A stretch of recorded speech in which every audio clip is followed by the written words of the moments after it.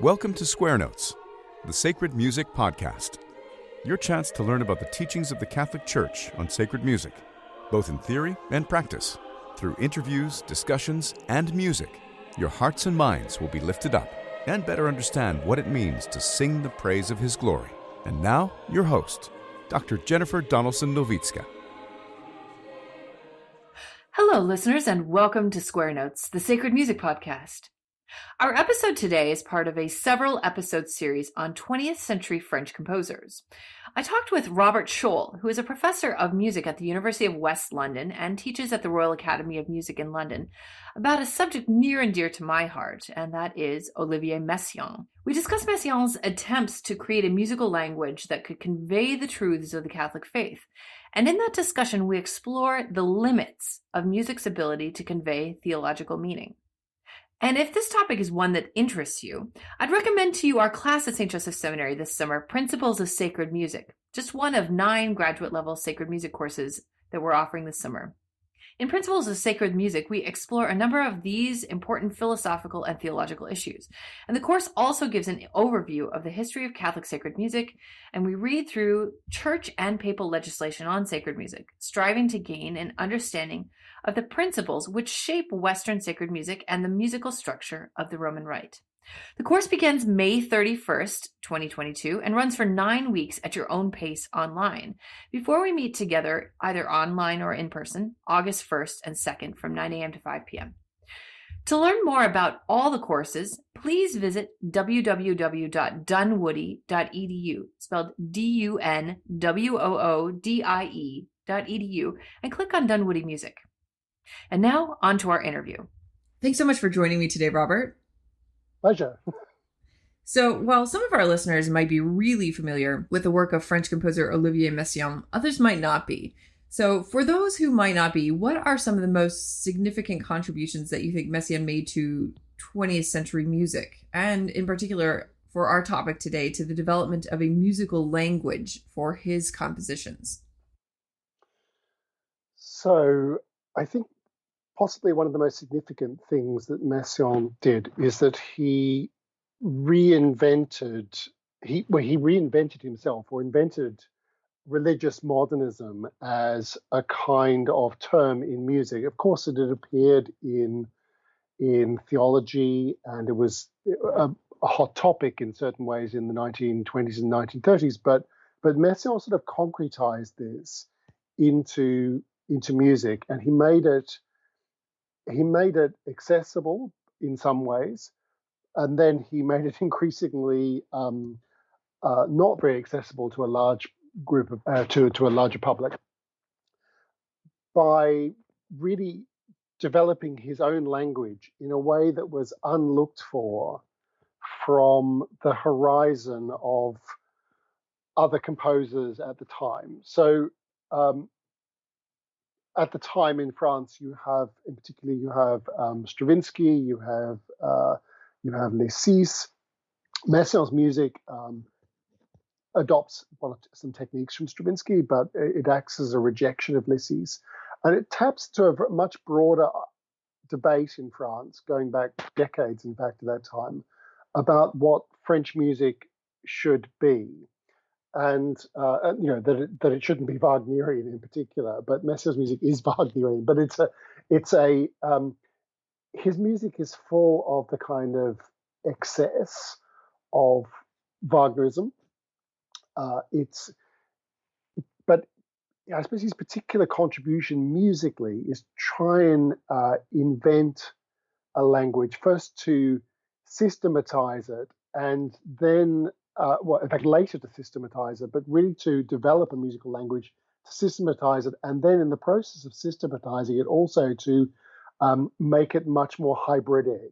And so, what you find in Messiaen's explanation from the early 1940s in his Technique de mon langage musical, Technique of my musical language, is a lot of explanation, which is very helpful, but I think probably more stuff in there that is not really explained very, very well, and that is just examples of his practice. And in that, you can see the kind of incredibly fertile, creative mind that Messiaen has at this point, and also some of the trajectories of the way it's going to develop after the war. So what do you think? You mentioned that he's developing this in a way that other people were not looking for. Do you think it was that they were not looking for a systematization of it? I mean, in some ways that seems sort of anti-French and French all at the same time, you know? No, I don't mean that. I mean, the sort of tradition of systematizing things is hugely French, and Messiaen belongs to a tradition of explication du texte, you know, of explaining the text, not really what we would call in English music, or Anglo-American terms, music analysis. No, that Messiaen belongs to a different school. He belongs to a school of composers who were organists. His two main mentors were organists, an obscure person these days called Charles Tournemire, who was a great organist and improviser, and Marcel Dupré, who was also a great organist, composer, and improviser like Tournemire. Also Maurice Emmanuel, who was a very fine scholar, but also really very, very fine composer as well. But the group of people that Messiaen was involved with, people like Lenglet, Maurice Duruflé, and lesser-known names like Jean-Jacques Grunewald, André Fleury, Jean Alain, these people did not develop a musical and systematic awareness of their language in any of the kind of ways in which Messiaen did. In other words, their music belongs to its time, and it can be thought of as innovative and very, very beautiful, but it doesn't develop on the kind of gradient, the kind of exponential growth that Messiaen's does. None of their music does. Some of them went into alternative directions. Grunewald wrote music for over 40 films and recorded all the organ works of Bach, for instance, but there isn't that gradient of development and this mixture of improvisation and the organ being used as a kind of forge, as a kind of laboratory space for creating and developing a musical language, and for composition as a form of research. And that's something that I think marks Messiaen's music out. It's not just music that is resulting from the liturgy, from the Roman Catholic liturgy, or responding to that liturgy. It's extra to the liturgy. In a way, it's extra liturgical, and I would say also extra theological as well. Because really, one of my sort of issues with a lot of the literature on Messiaen is that theology is used as a kind of explanation for Messiaen's music, and I don't really think this is a very good way of thinking about Messiaen, actually. It's a very easy way of thinking about Messiaen, but it's not a particularly good way of thinking about Messiaen. Because, yes, Messiaen read theology. Who knows if he understood most of it or didn't. I think he certainly read Balthazar, for instance, and thought what he thought about it.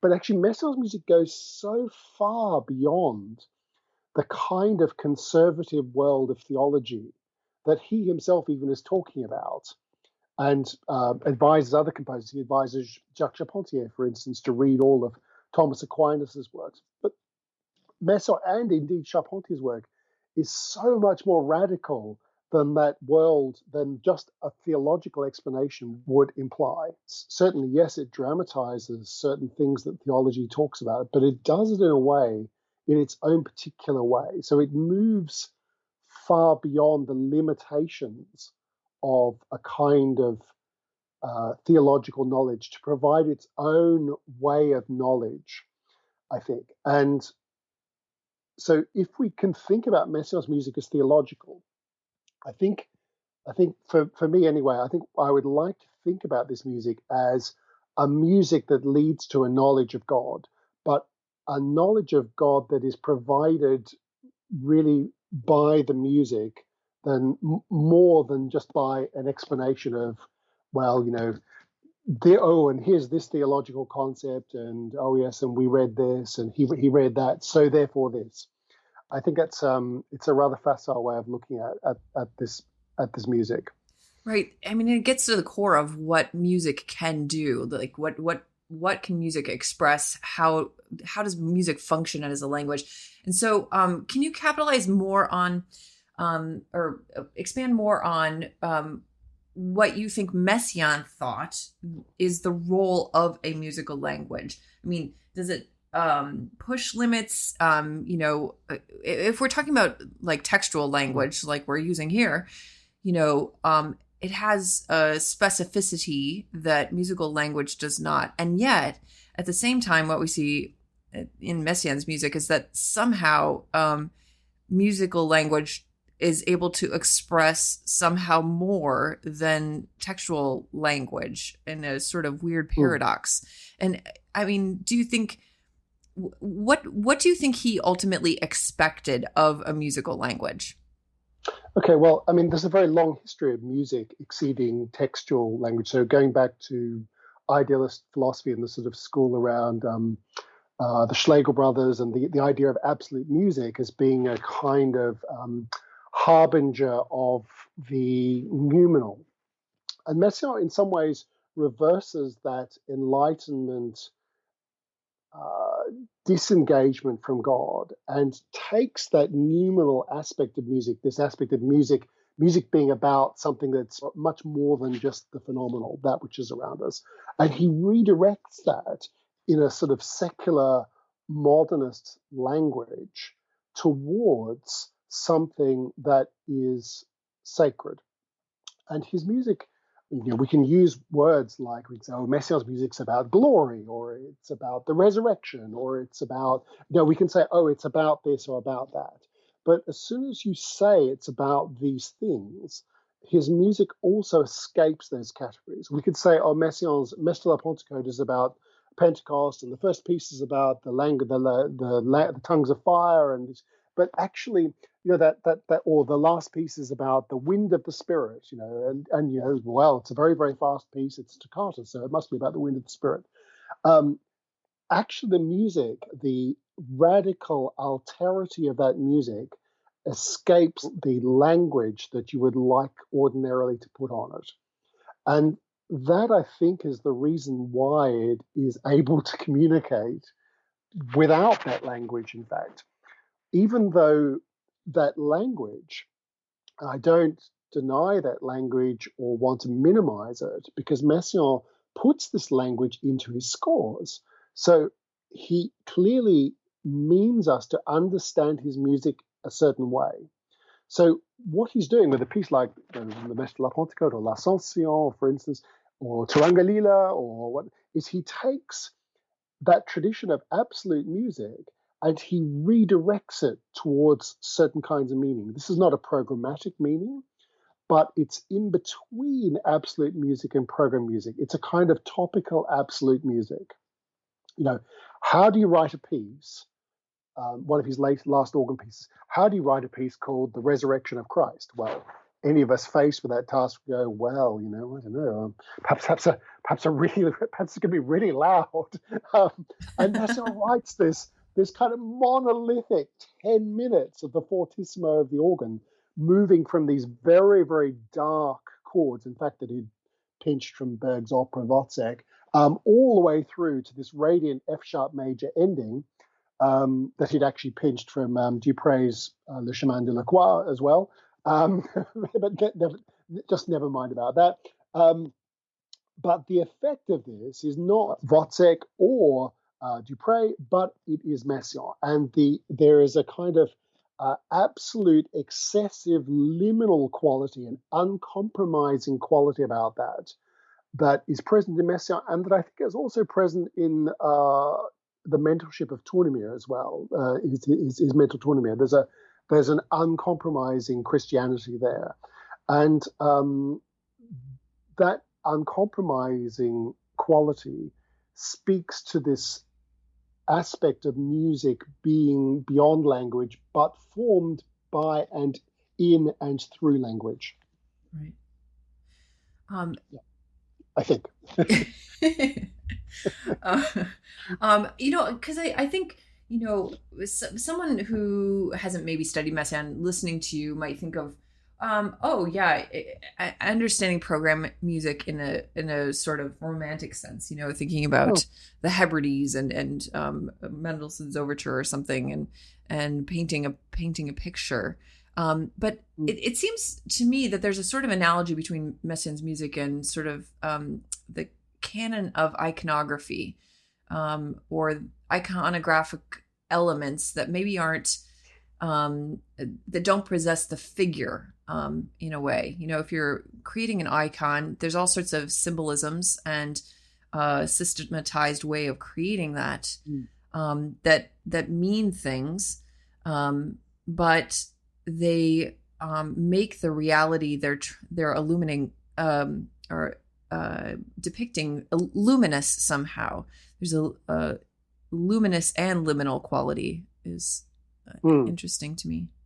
Yeah, so the idea of icons, Messiaen is a kind of iconographer of the Roman Catholic Catechism, for a start. So you have pieces about a lot of the main subjects of the church here. And then he composes sometimes in icons. So, in La Nativité du Seigneur, or the 20 Views of the Infant Jesus, the Van Regard from 1944, you get these kind of little pictures of it. You also get programmatic elements in the Catalogue d'Oiseaux, which is a set of 13 pieces he writes for piano. So, for instance, in 1956-58, where you get a bird that is a snapshot of a bird that is set within a certain context. So you get these lovely images of the sunset, or the sound of the bird's voice against the rocks, or the sound of the way of at the end, where you get this fantastic image of the foghorn and Wesson sounding through the fog, so there is a programmatic element through time. The middle big piece of that cycle gives you 24 or 27 hours, I think it is, of a bird's life in the swamp, in the Sologne. And birds have this iconographical feature, but I think one always has to remember that with icons, there's a kind of double function. They're made for us to look at and meditate, but God is also looking back through the icon at us, and there's a kind of two-way communication there. And I think there's always this fear in Messiaen, and he says this a number of times in his life, I failed as a composer. There's always a fear that he is not managing to reach either God or the people he really wants to reach, the people who are not just die-hard in the wool Catholics, but people who are, he wants to speak to the secular world. He wants to be an evangelist, yeah. Someone who reveals his vision to an unbelieving world. And that's something that had an enormous legacy for all sorts of composers, from people like Taverner and Takemitsu and James Macmillan in this country, Arvo Pärt. Messiaen, in some ways, he made it possible. He said, in some ways, his music says, it's okay. It's okay to believe in this and to write this extraordinarily avant-garde music that leads you to this belief in this extraordinary thing, which is, for Messiaen, which is the resurrection of Christ. This extraordinary thing, which he says, I've tried to put into music, and I can't do it. Yeah. So can you flesh out for us, we've talked about kind of two different styles of his language, I guess, if you include the Messe de Pentecote, a third. Can you explain for us a little bit, or give us some examples of Messiaen's musical language, like in his early style, and then maybe how he's working in something like the Messe de Pentecote? Yeah, so in his early style, he starts off, some of his early music is not very typical of Messiaen. Some of it sounds a bit more like Dukas, or occasionally a little bit like Ravel, but not so much. He gradually learns to write melodies with his modes, to incorporate Hindu and Greek rhythms, and the language becomes more and more complex.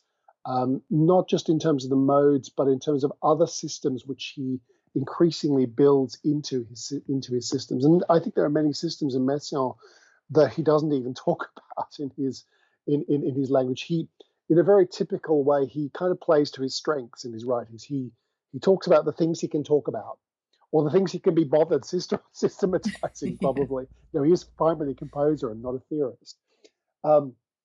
And his music becomes more volatile in the 1940s, supposedly more experimental at the end of the 1940s to the 1950s. But actually, this is a kind of looking at various avenues that things that would take.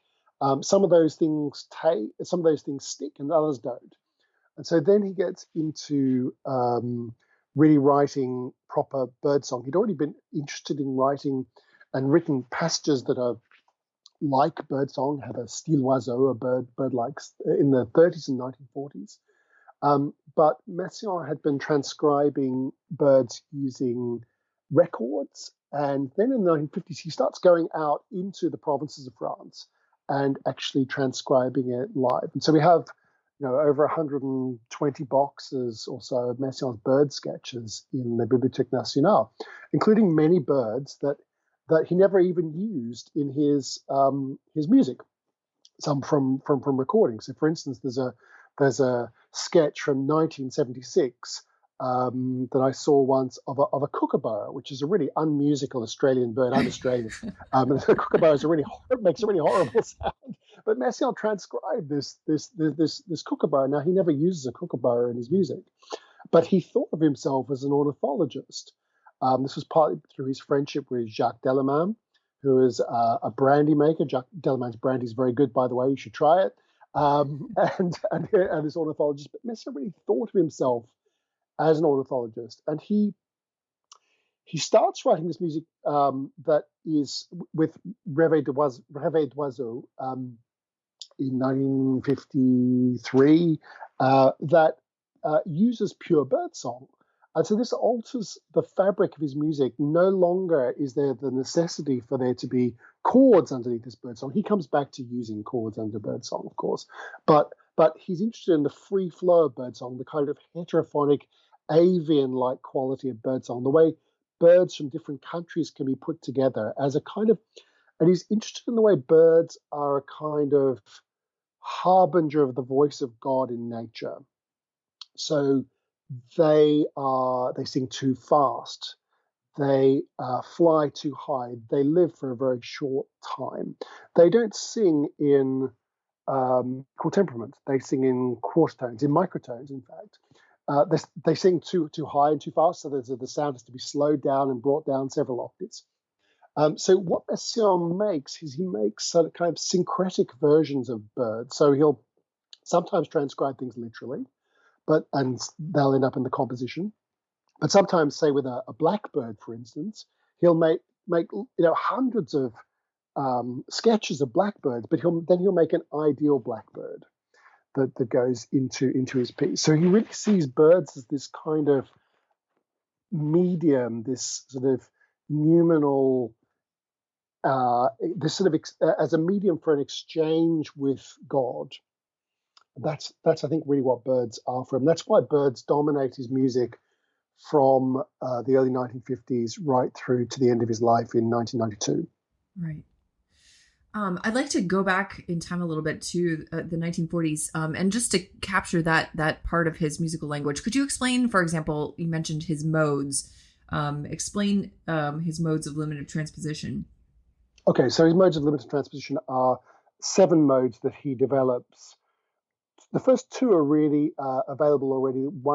The first mode is the whole tone scale, and if you play the whole tone scale starting on middle C on the piano, you play 6 notes and then you arrive back at C, the 7th note, and you can also play it on C sharp. In fact, organs are divided like that. You have the C and the C sharp side on the left and the right hand side of the organs. So that is a mode of limited transposition, because when I come back to play that mode on the D, I'm actually playing the same notes as my C mode. So that means that the mode is only transposable twice. The second mode is based on the octatonic scale, so that's transposable 3 times, like the diminished 7th. The third mode's transposable 4 times because it's based around the augmented triad, so let's say C, E, and G sharp. And modes 4 to 7 are based around the tritone. Now, if you divided a scale into more than 12 tones, as people like Vishnegradsky have done, you'll be able to get more modes. But Messiaen says, that they're the only modes of limited transposition, and he gives each one a particular harmonization that individuates it in his music, and he combines them as well. So you can literally hear these modes. I heard a story of, I won't say where this happened, but someone was playing some wrong notes in a piano masterclass, and said, "Oh, it doesn't really matter. There are so many nodes." And Messiaen was there, and he said, "Oh, but don't they know the modes?" By which he meant that if you play a note that is outside those modes, your ear can really hear very, very clearly the wrong note. And this is, of course, Stravinsky's technique, exactly what he uses. He will use mode 2, the octonic scale, and he will add some other notes in it. And this is partly what gives that kind of systematic hybridity, the kind of dirtiness to the sound that Stravinsky uses. But Messiaen will use modes in other ways, combining them, not to create a kind of dirtiness, but to create greater intensity and density, a greater sense of radiance in his music. And so a listener listening to this and hearing you talk about the number of transpositions might see the sort of numerical and a structure underneath it, which is a quasi-modern use of tendencies in the medieval period, right? I mean, this is kind of Messiaen's medieval nature coming out in a modern expression. But, in the 1940s, there was so much controversy about Messiaen's musical language, and especially surrounding the premieres of several of his most important pieces from that era, as well as a sort of response to the music criticism he was writing in newspapers and journals. And I'm wondering if you could explain a bit more about that controversy and how Messiaen writing in this style and talking about his music was received. Yeah, so Messiaen wrote a program note for the Vingt Regards, which was performed after the war, and critics took badly to this. I think what they didn't like about this was the fervency of Messiaen's language, the linking of this. One friend of Messiaen, who Messiaen was actually writing part of the Vingt Regards in his house, and Messiaen actually called Messiaen's music a music of torrid eroticism. This association of religion with this kind of erotic language, and Messiaen's response to this was always, well, it's not these things; it's just well written. And actually some of the people who were critical of Messiaen, someone like Claude Rostand, for instance, who called it, who talks about angels wearing lipstick and things like this. There's a lot of sexualized language about Messiaen that I think is latent actually in the scores, and in some ways what these people are responding to is a perfectly valid way of interpreting Messiaen's music. His music is incredibly sensual and overwhelming in that sense, but in some ways also what their response was really rather prudish in a way, and I don't think Messiaen helped his case if he just come out and said, "Oh yes, it is. Yes, it is very sexual." They would have all shut up. There wasn't anywhere to go with the story, really, right? But he didn't. He sort of doubled down and defended it, and to a certain extent, just had to ignore it really and get on with the next piece of work and the next scandal. So, not just that, but Vision de l'Amen caused a scandal. Then Taranga Lila caused a scandal when it was premiered. Leonard Bernstein hated it. Boulez called it brothel music. When it was performed at the Aix-en-Provence Festival in 1940, I can't remember the date now, just after the war, I think it was.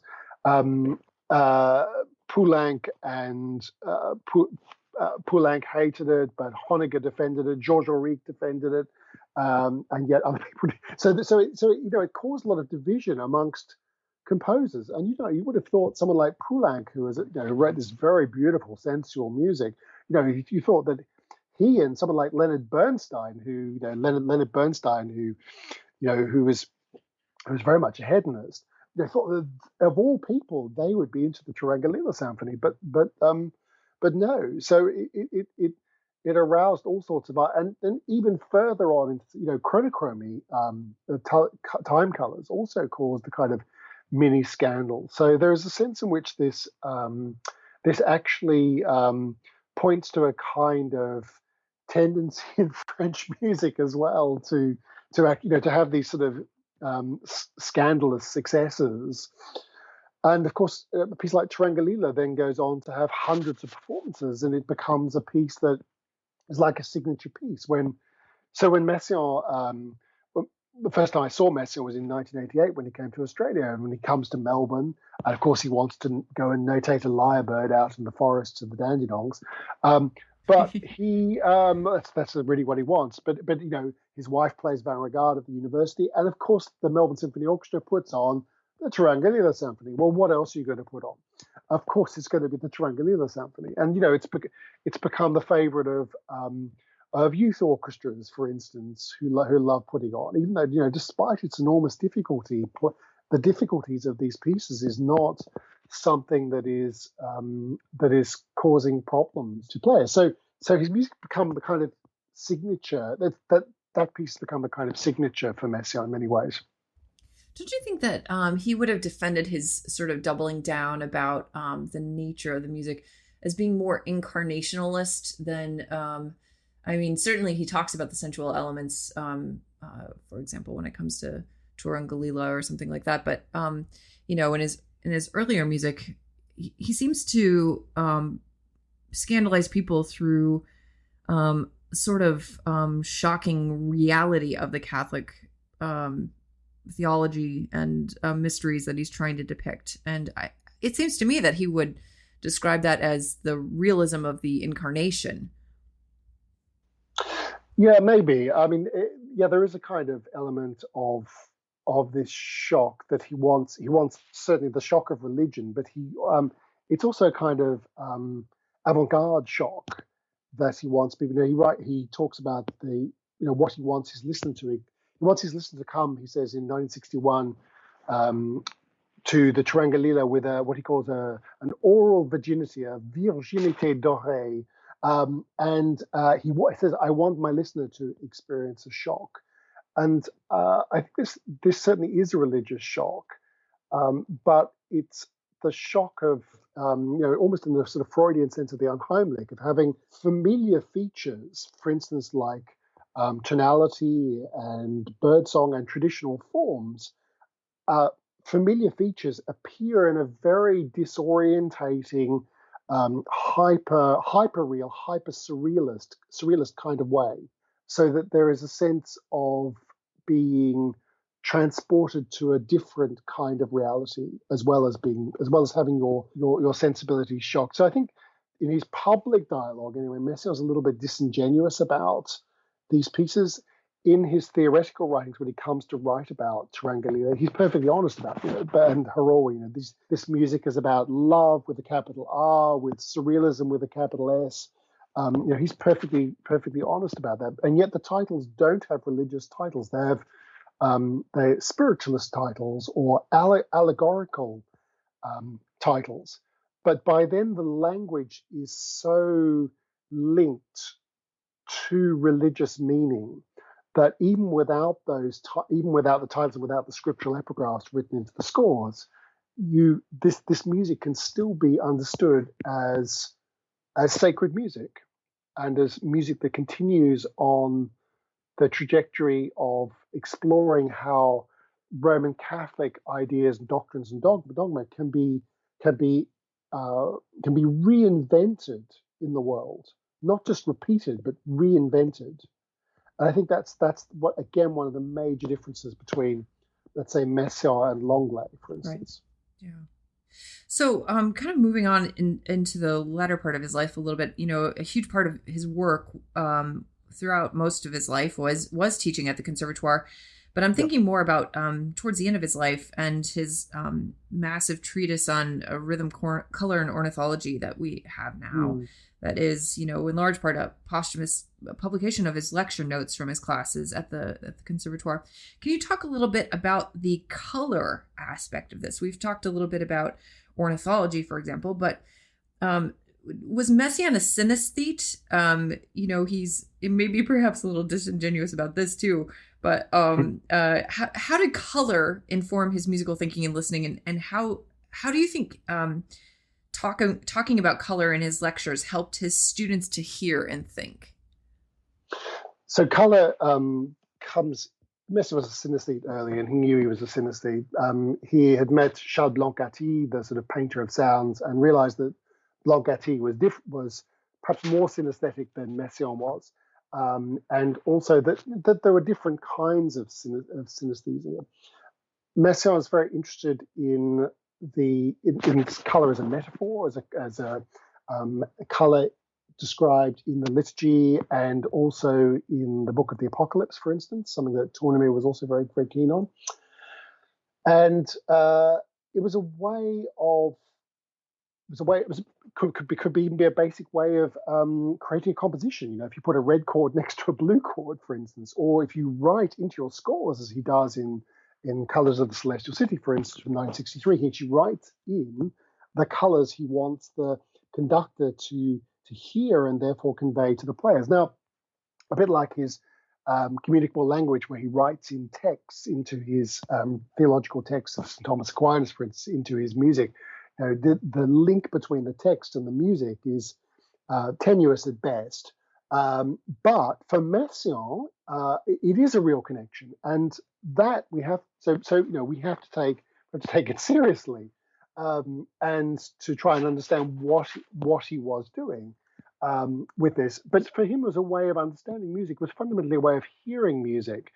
And I think it has a huge influence on the spectral school from, this is Gerard Grisez, Tristan Murail, Mikhail Levinas, and of course, Jean-Louis Florence, who's a wonderful French composer, who are all students of Messiaen in the 1971-72 class, who were interested in a way of looking at music through color, timbre, the evolution of timbre and duration, and the psychological hearing of music through time as an alternative, in particular, to serialism. So that was their way out of serialism.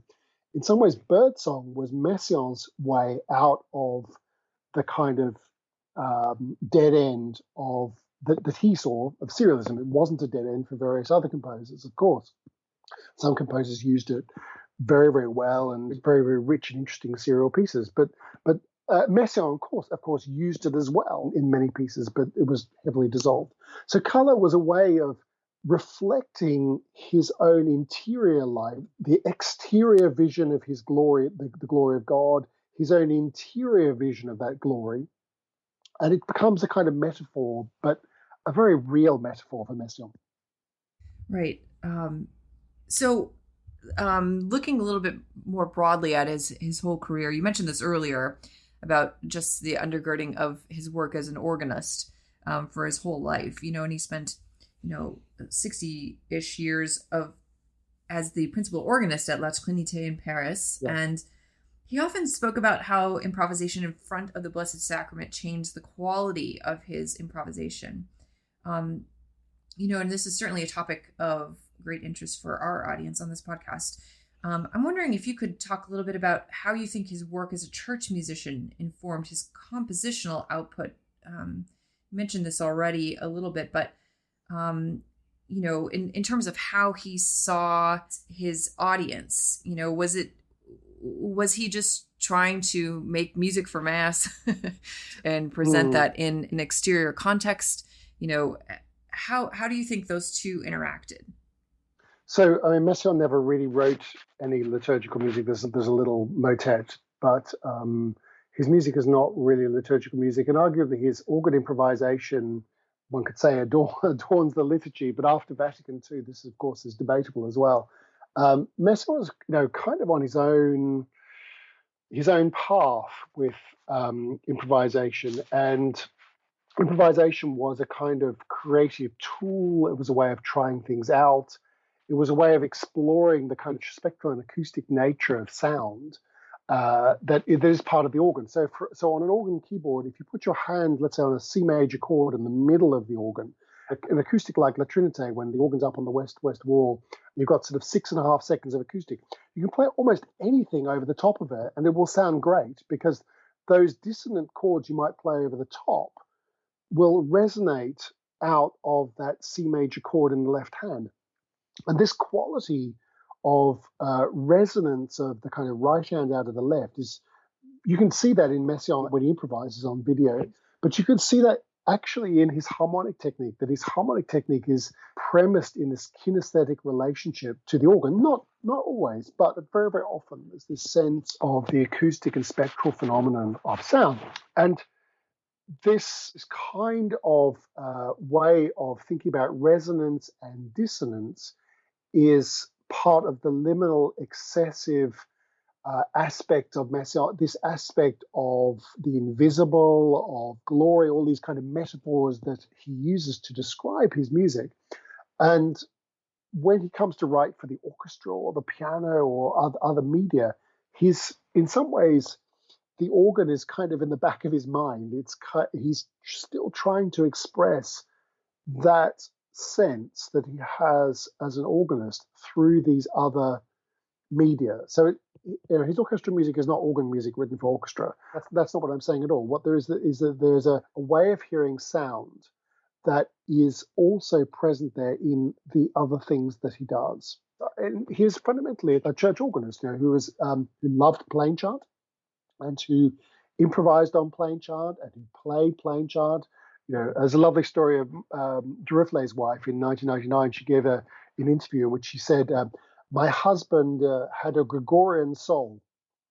And I think Messiaen had a Gregorian soul as well, as did other people as well around that period. And that was there all the way through, despite what the church did. Right. Yeah. I'm wondering, just to kind of wrap up here, hopefully what you've described, if someone doesn't know Messiaen, might pique their interest. But as I'm sure you well know, that if someone doesn't know Messiaen's music and they're listening to him for the first time, they might be pretty shocked. And so, I'm wondering if you could recommend for someone who's not listened to Messiaen before, what are some good entry point pieces for listening, in your opinion?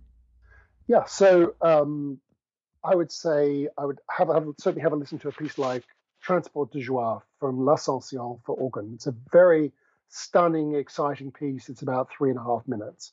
Or the toccata at the end of La Nativité du Seigneur.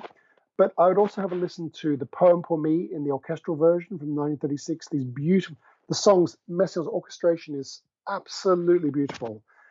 Messiaen's favorite piece, his own favorite piece, was in fact one of the pieces he was criticized for after the war. This piece, Trois petites liturgies de la présence divine.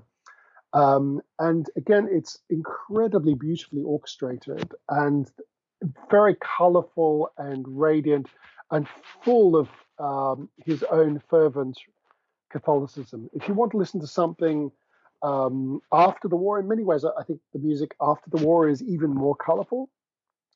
But I would possibly have a listen to parts of Canyons to the Stars or the Oratory of the Transfiguration. So try some of Catalogue d'Oiseaux, try some of the bird music and see how you get along with it. But that's a little bit more of an acquired taste. But it's extraordinarily beautiful.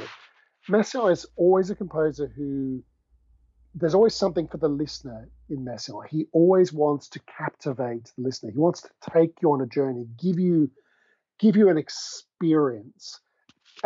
Really, and also I think also put you on the spot and make you ask yourself, whether you're a believer or you're not a believer, make you ask yourself, where do I stand in relationship to this?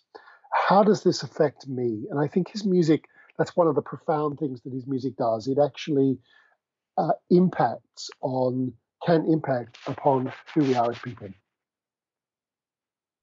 Well, thank you so much for this sort of overview and also some really great insights at the same time. And it's always, I've always enjoyed reading your writing.